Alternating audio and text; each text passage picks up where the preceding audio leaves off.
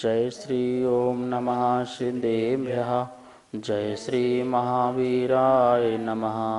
जय श्री परम्पराचार्य गुरुवे नमः। जय श्री उमा स्वामी गुरुवे नमः। जय श्री शांति सागर गुरुवे नमः। जय श्री विद्यानंद गुरुवे नमः। मोक्षमार्गस्य नेतारं भेतारं कर्मभूभृतां ज्ञातारं विश्वतत्त्वानां वन्दे तद्गुणलब्धये। मङ्गलं भगवान् वीरो मङ्गलं गौतमो गणी मङ्गलं कुन्दकुन्दार्यो जैन धर्मोऽस्तु मङ्गलम्। तत्वार्षोत परम मंगलिक ग्रंथ है आचार्य कुंद कुंद के पट्टशिष्य आचार्य उमा स्वामी द्वारा यह संस्कृत भाषा में लिखा गया है। सूत्रात्मक की शैली है। विक्रम की प्रथम शताब्दी में यह ग्रंथ लिखा गया है। 10 अध्यायों में विभाजित है और 7 तत्वों का इसमें वर्णन किया गया है। हम सभी लोग तत्वार्षोत के तृतीय अध्याय में देख रहे थे अधोलोक की व्यवस्था और मध्यलोक की व्यवस्था। मध्यलोक में अपन ने देखा कि सभी द्वीपों समुद्रों के बीचों बीच एक जम्बू द्वीप नाम का द्वीप है मध्यलोक में, और उसमें जो है 6 प्रकार के पर्वत और 7 प्रकार के क्षेत्र देखे थे। हिमन, महाहिमन, निषद, नील और रुक्मी शिखरण। इस प्रकार से ये 6 पर्वतों के अपने नाम देखे थे और इनके कारण 7 क्षेत्र के नाम भी देखे थे।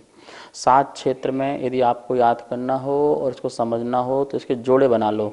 जैसे भरत और ऐरावत, ऐसा एक जोड़ा बना लीजिए। मतलब जो कुछ भरत क्षेत्र की व्यवस्था है वो सेम टू सेम ऐरावत क्षेत्र की भी व्यवस्था है, बिल्कुल वैसी की वैसी। तो ये भरत और ऐरावत का आपका जोड़ा बन जाएगा। एक बना लो हेमवत और हरण्यवत, इसका जोड़ा बना लीजिए। ये दोनों ही जगन्न भोग भूमि हैं, तो इसका एक जोड़ा बन जाएगा। और हरि और रम्यक, इसका एक जोड़ा बना लीजिए। ये मध्यम भोग भूमि कहलाएंगी। और विदेह क्षेत्र जो है जहाँ पर 32 उपविदेह भी हैं और उत्कृष्ट भोग भूमि भी वहाँ पर उत्तर कुरु और देव कुरु के नाम से है। इस प्रकार से आप 7 क्षेत्र आपको जल्दी याद भी हो जाएंगे, वहाँ क्या हैं ये भी हमको पता चल जाएगा। इस प्रकार से अपन ने यहाँ पर पर्वत मतलब कुलाचल और क्षेत्रों के नाम यहाँ पे देखे। अब जो पर्वत हैं उन पर्वतों में क्या व्यवस्था है, अर्थात वहाँ पर पर्वत में क्या चीज़ें पाई जाती हैं या उनकी व्यवस्थाएं क्या हैं, उसके बारे में अपन पहले सूत्र पढ़ते हैं आज, और उस सूत्र का उच्चारण हम सब लोग करेंगे। सूत्र नंबर 12। हेमार्जुन तपनीय वैडूर्य रजत हेममयः। हेमार्जुन तपनीय वैडूर्य रजत हेममयः। इस प्रकार सूत्र का उच्चारण हुआ। अब इसे एक बार बोर्ड के माध्यम से सूत्र का अर्थ समझते हैं। तृतीय अध्याय का 12वां नंबर सूत्र है। देखिए क्या लिखा, हेमार्जुन तपनीय वैडूर्य रजत हेममयः। मयः बहुवचन है। देखिए हेम मतलब होता है सोना, स्वर्ण। अर्जुन मतलब होता है चांदी, सोना, चांदी। तपनीय, तपा हुआ सोना, जो जिस समय सोने को तपाते हैं उस समय का उसका रंग, कलर, तो तपनीय तपा हुआ स्वर्ण।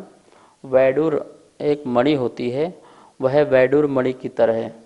रजत, रजत मतलब भी अर्जुन, मतलब रजत कहो, अर्जुन कहो, चांदी कहो, एक ही बात है। रजत मतलब भी चांदी।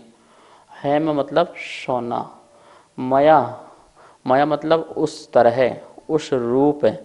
तो जो पर्वत के नाम अपन ने पढ़े थे, हिमन, महाहिमन, निषद, नील, रुक्मी, शिखरण, तो जो पहला पर्वत है वो हेममया, हेममय है, अर्थात स्वर्णमय है, स्वर्ण रूप है। दूसरा पर्वत जो है वो अर्जुनमय, अर्जुनमय मतलब चांदीमय है, रजतमय है। उसका जो रंग है वो कैसा है, चांदी के समान है। और जो तीसरा पर्वत है तपनीयमय, मतलब तपाए हुए स्वर्ण के समान है। और जो चौथा पर्वत है वो वैडूर मणि जो होती है उसके समान यह जो है पर्वत है। और जो 5वां नंबर का जो पर्वत है वो रजत, वो भी चांदी की तरह है। और हेम जो है वह कैसा है, वह भी स्वर्ण के समान है। अंतिम जो 6वां जो पर्वत है वो कैसा है, स्वर्ण के समान है। तो अपन ने यहाँ पर देखा कि जो 6 पर्वत हैं उन 6 पर्वतों के रंग रूप कैसे हैं। तो यहाँ पर स्वर्ण चांदी आदि की यहाँ पर उन्होंने बताया कि जो पर्वतों का जो कलर है वह कभी सोने की तरह है, किसी का चांदी की तरह है, किसी का तपाए हुए स्वर्ण की तरह है, किसी का वैडूर मणि की तरह है, और फिर अंतिम वाले भी रजत और हेममय हैं। इस प्रकार से ये तो हुए पर्वतों के रंग। अब ये पर्वतों का विस्तार कितना है तो इसे अपन अगले सूत्र में देखते हैं। यह है जम्बूद्वीप, जम्बूद्वीप के बीच में सुमेरु पर्वत, और अपन ने कल पर्वत देखे थे हिमवन, महाहिमवन, निषद, नील, रुक्मी और शिखरी। ये 6 पर्वत हैं। ये जो पहला ये पर्वत है, पहला वाला यहाँ दिख रहा है दक्षिण की ओर, ये कैसा है, हेम। ये स्वर्ण के रंग की तरह है, स्वर्णमय है, मतलब जैसे सोने की सिल्ली रख दो ऐसे ही यह पर्वत जो है कैसा है, स्वर्णमय है। बिल्कुल ध्यान रखना, जैसे सोने की सिल्ली होती है, चांदी की सिल्ली होती है, बिल्कुल सोने की ईंट होती है, वैसे ही यहाँ पे ध्यान रखना वैसा ही पर्वत है। तो ये कैसा है, ये स्वर्णमय है। दूसरा कैसा, अर्जुन, अर्जुन मतलब चांदी की तरह, रजत की तरह।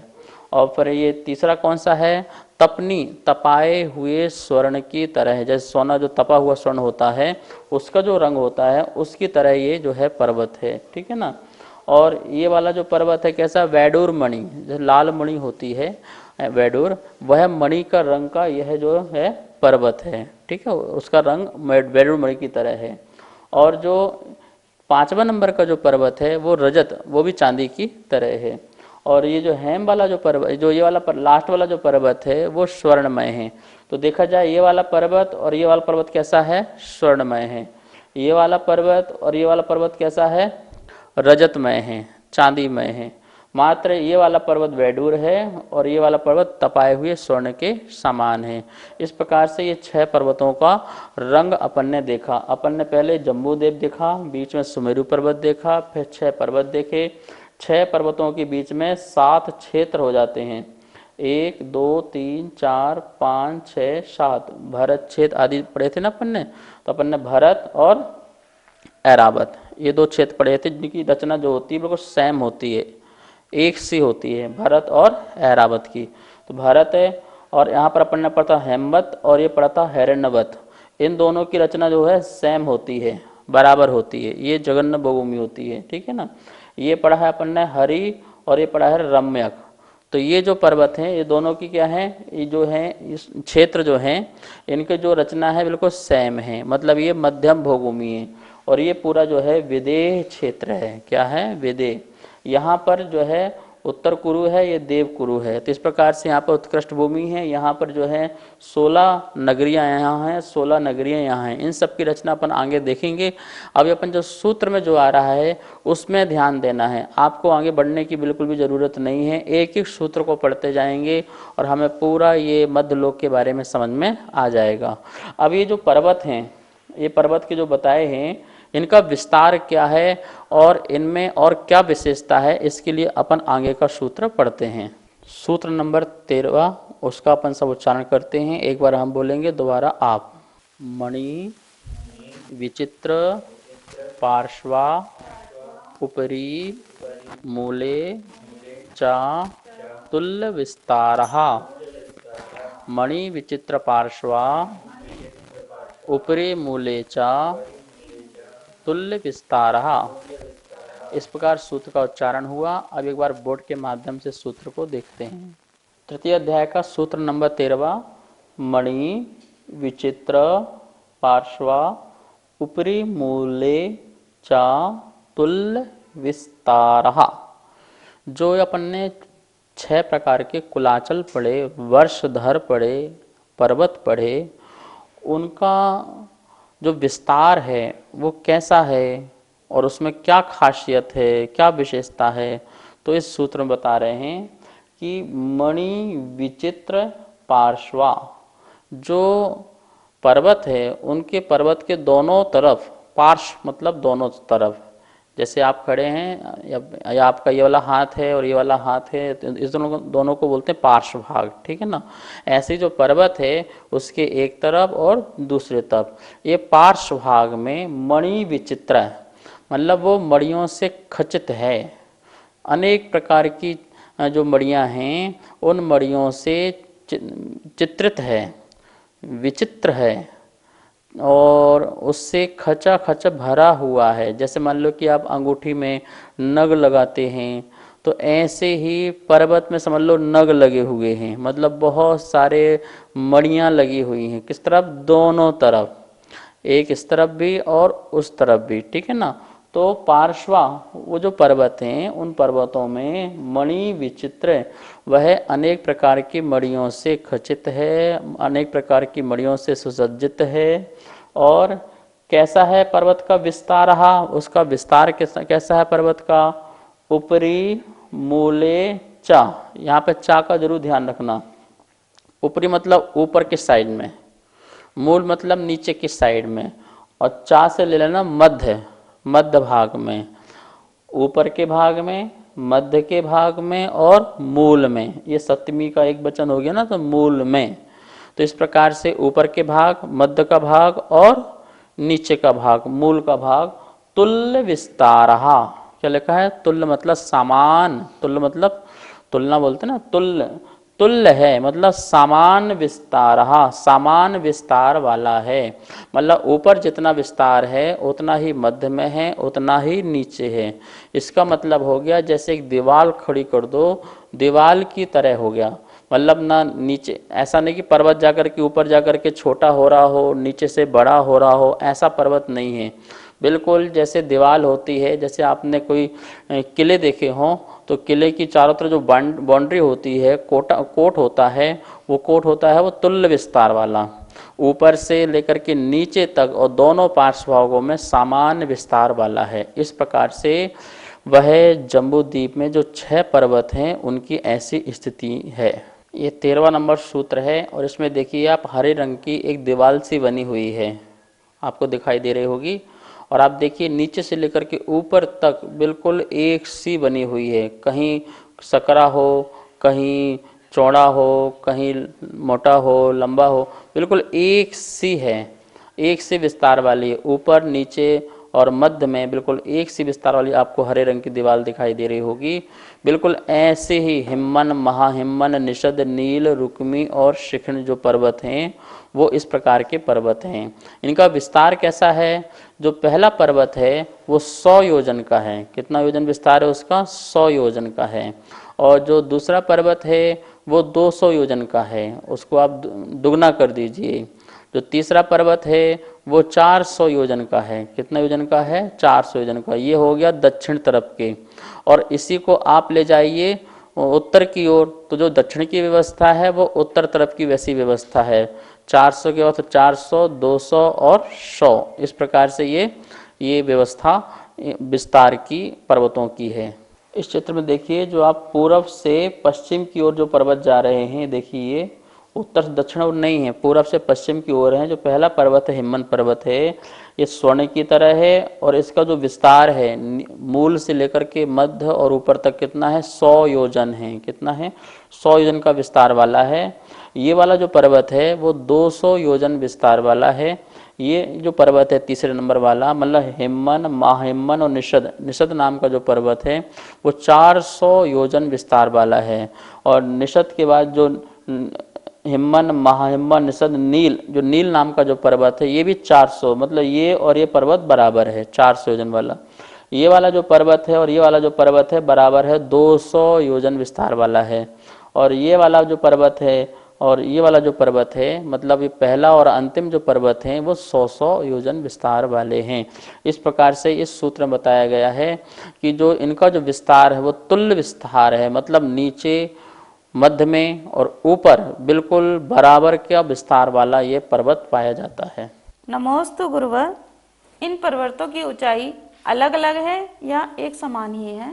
जो 6 प्रकार के पर्वत पड़े हैं, हमने आपको जो 100 योजन, 200 योजन और 400 योजन बताया, यह आपको ऊंचाई ही बताई है। कि जो पहला जो पर्वत है हिमवन पर्वत है वो कितना है 100 योजन ऊंचा है, जो दूसरा पर्वत है वो 200 योजन ऊंचा है, और जो तीसरा पर्वत है वो 400 योजन ऊंचा है। और जितना यह है इतना ही उत्तर वाले भाग में आप लगा लीजिए, 100 200 400 फिर 400 200 और 100। इस प्रकार से इन पर्वतों की जो ऊंचाई का मैंने यहाँ पे बताया था। विस्तार का अर्थ मैंने ये बताया था कि जो नीचे जड़ से है, मतलब जो मूल से है और मध्य में है, और ऊपर का जो भाग है वो बराबर है, वो सेम है, उनमें फैलाव नहीं है, तुल्य विस्तार, एक समान विस्तार वाले हैं। इस प्रकार से 100 योजन 200 योजन और 400 योजन, 400 200 और 100, इस प्रकार से इन पर्वतों की ऊंचाई है। इनकी जो जड़ है, जो ये पर्वत जो जड़ मतलब नीचे जमीन के अंदर गए हुए हैं, वो अपने अपने माप से चौथाई भाग लगाते जाइए। मतलब जब 100 योजन है तो एक चौथाई कितना हो जाएगा, तो उतना वो जमीन के अंदर है। तो अपनी अपनी ऊंचाई की चौथाई भाग बराबर प्रत्येक पर्वत कैसे हैं, जमीन के अंदर हैं। इस प्रकार से इनका विस्तार समझना। ये जो 6 प्रकार के अपन ने कुलाचल पढ़े, हिमवन, महाहिमवन, निषद आदि, इन सब में एक एक आकृतिम चैत्यालय होता है। सभी पर्वत में एक एक आकृतिम चैत्यालय होते हैं, जिनमें जो जिनेंद्र भगवान हैं, अरहंत भगवान की प्रतिमा, जो रत्नमय प्रतिमा होती है, स्वर्णमय चैत्यालय होते हैं, ऐसे आकृतिम चैत्यालय उसमें एक एक पर्वत में एक एक लगाइए। और इन सभी पर्वतों में एक एक बड़ा सरोवर होता है।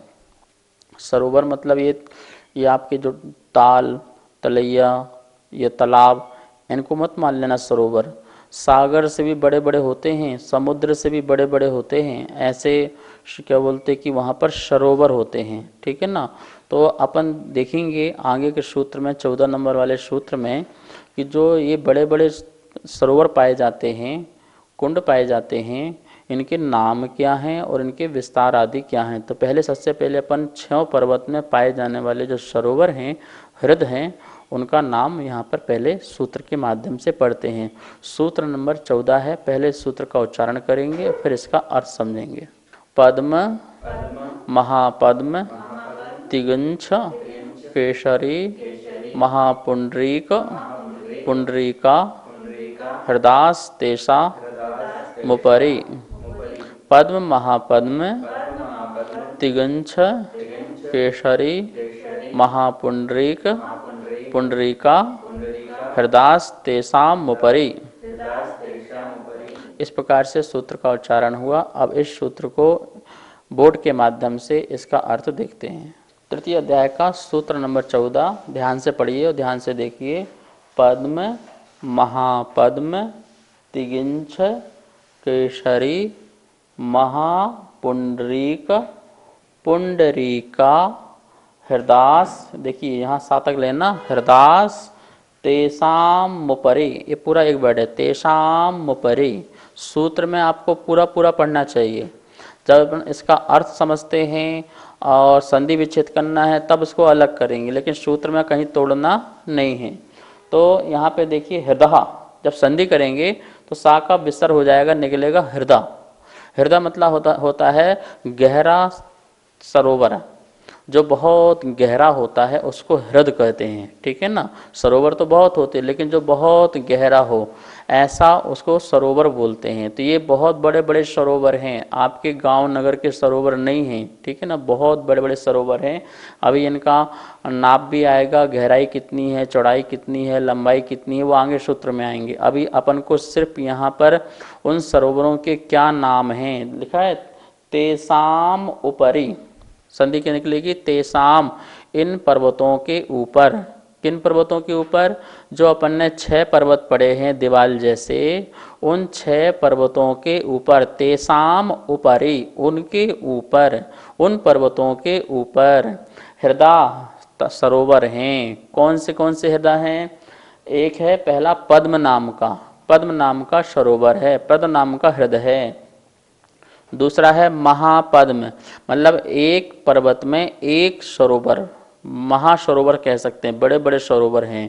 जो पहला है पद्म, पहला पर्वत के ऊपर, मतलब जो हिमवन नाम का पर्वत है उसमें, महाहिमवन नाम के पर्वत में क्या है, महापद्म नाम का सरोवर है। तीसरा जो पर्वत है उस तीसरे पर्वत में तिगिंछ नाम का सरोवर है। चौथा जो पर्वत है उसमें केशरी नाम का पर्वत है।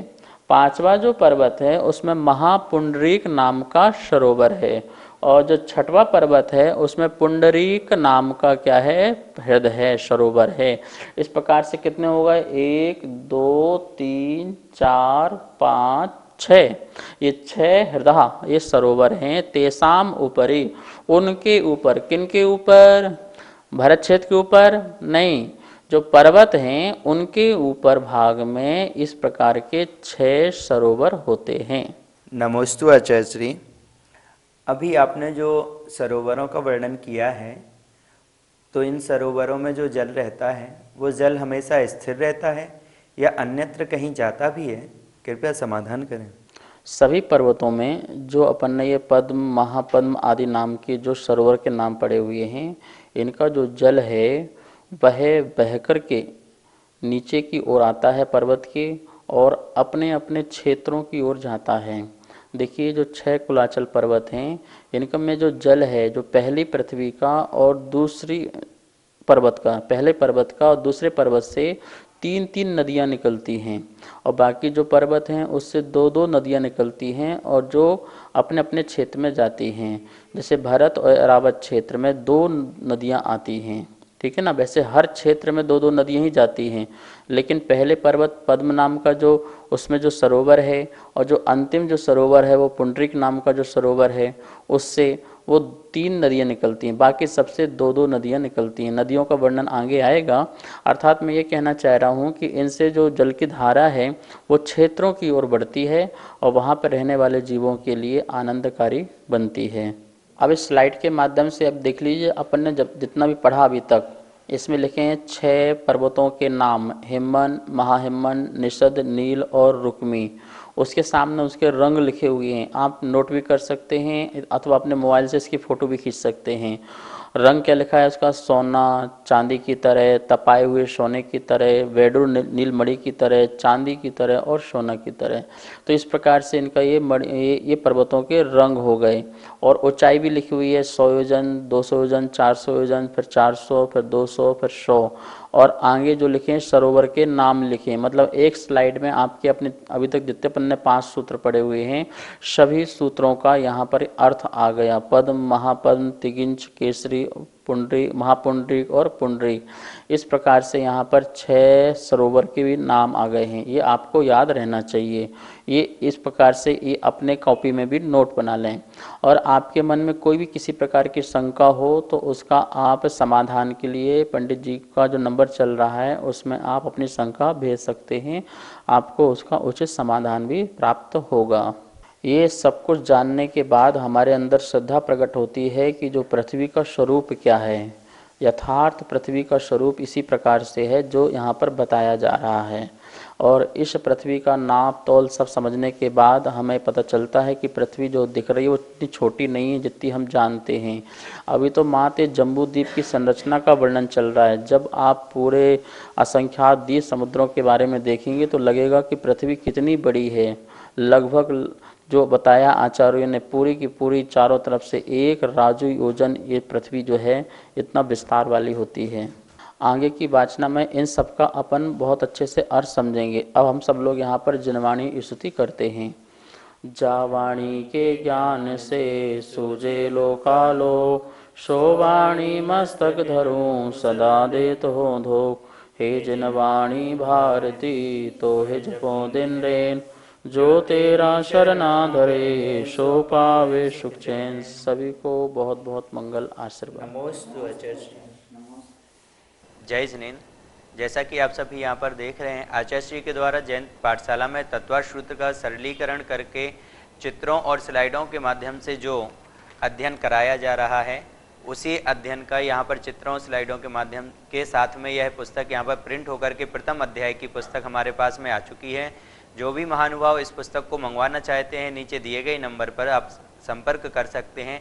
एवं यदि कोई महानुभाव अगले अध्याय, द्वितीय, तृतीय आदि अध्यायों की यदि पुस्तक छपवाना चाहते हैं, उनके भाव बन रहे हैं, तो भी नीचे दिए गए नंबरों पर संपर्क कर सकते हैं।